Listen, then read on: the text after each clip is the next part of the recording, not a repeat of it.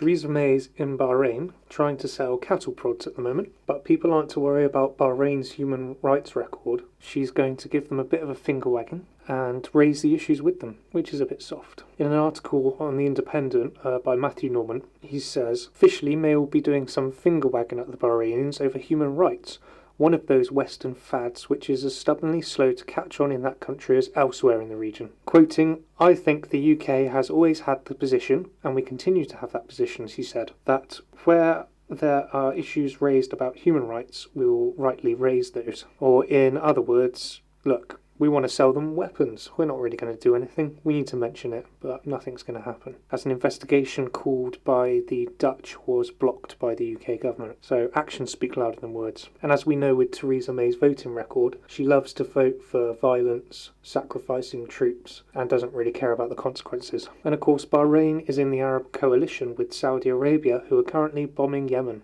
causing a famine and bombing many civilian targets, including schools and hospitals, which Theresa May shows outrage with when it's Syria doing it. So we've got massive double standards there. Unfortunately, Syria obviously doesn't buy enough weapons from us. But luckily, we can rely on the joke Boris Johnson, Foreign Secretary of course, to reassure us. He said, so far, we do not believe that there has been a clear risk of a breach of the international humanitarian law. At the moment, we do not think the threshold has been crossed. So, of course, we can all trust Boris. Just ignore all those television pictures you've been seeing of bombed out schools and dead children. So, we can see that since leaving the EU, Britain's going to have to sell itself to the highest bidder. And that includes Arab dictators who finance groups such as ISIS, who apparently we're on the side of these days. But, of course, we see double standards in the fact that the new Trident missile system is going to be mainly built by American companies. So, why we have to buy arms from the Americans and can't build them ourselves while having to go to humanitarian law-breaking dictatorships is a mystery. Theresa May's also been banging the drum